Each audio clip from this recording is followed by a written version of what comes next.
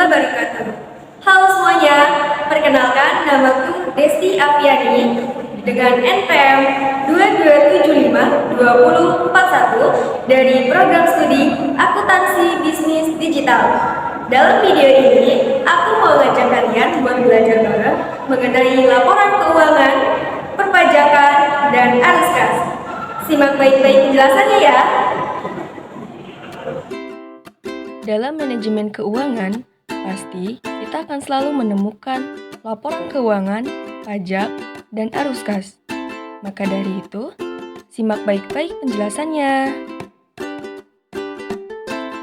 Laporan keuangan. Financial statement atau laporan keuangan merupakan laporan yang diterbitkan oleh perusahaan kepada pemegang sahamnya. Laporan ini memuat laporan dasar dan analisis manajemen atas operasi tahun lalu dan prospek pada masa depan. Laporan keuangan memberikan 4 dasar laporan keuangan. 1. Laporan posisi keuangan atau balance sheet merupakan gambaran keadaan suatu perusahaan pada suatu titik waktu tertentu.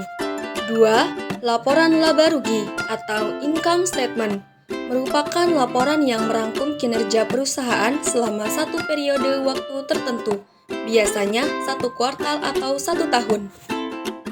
3. Laporan perubahan ekuitas atau Statement of Owner Equity merupakan informasi yang menggambarkan perubahan yang terjadi atas ekuitas pada suatu periode tertentu.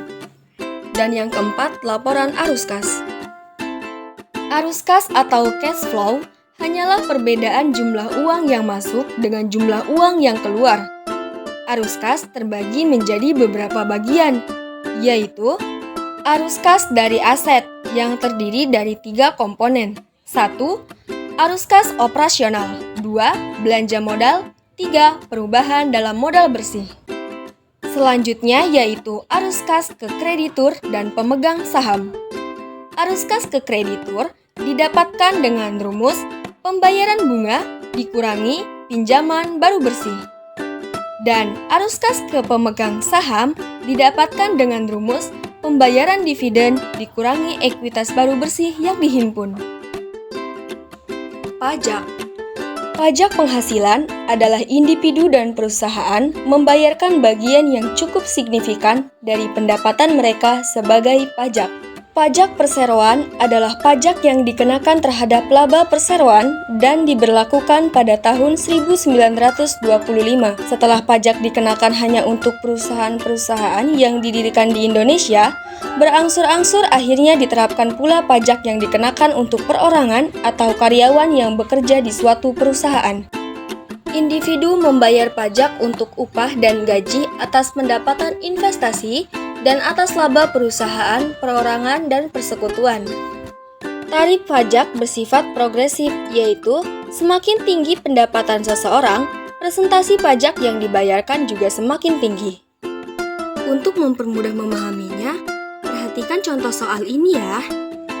Berikut merupakan daftar saldo milik Daystore pada akhir Desember tahun 2020 dan 2021.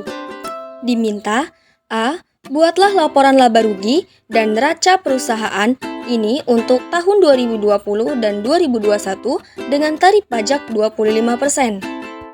Untuk tahun 2021, hitunglah arus kas dari aset, arus kas ke kreditur, dan arus kas ke pemegang saham. Berikut merupakan laporan laba rugi Daystore. Hal yang harus diperhatikan dalam menyusun laporan laba rugi yaitu pendapatan dikurangi beban, maka akan menghasilkan laba.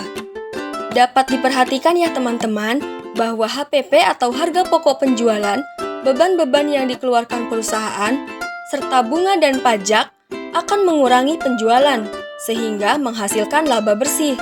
Kemudian, pembagian dividen akan mengurangi laba bersih, sehingga saldo yang dimiliki Daystore pada tahun 2020 sebesar Rp283.750,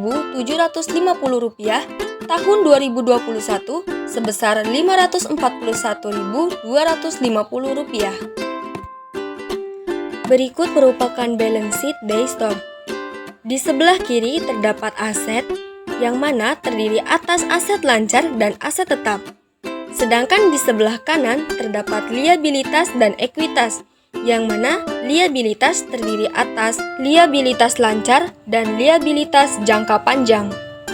Sedangkan ekuitas merupakan selisih dari aset dikurangi liabilitas. Sehingga balance sheet Daystore tahun 2020 sebesar Rp2.175.000 dan tahun 2021 sebesar Rp2.640.000. Untuk menghitung modal kerja bersih, maka aset lancar harus dikurangi dengan liabilitas lancar. Untuk menghitung aset dengan cara liabilitas ditambah dengan ekuitas.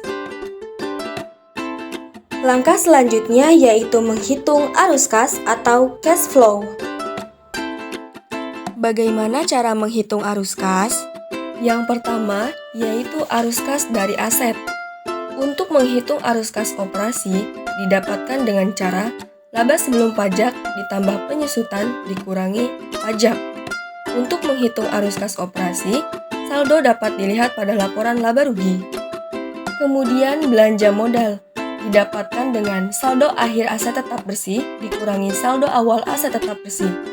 Saldo akhir dan saldo awal aset tetap bersih didapatkan dengan cara aset tetap 2020 atau 2021 dikurangi liabilitas jangka panjang 2020 atau 2021. Selanjutnya yaitu perubahan modal.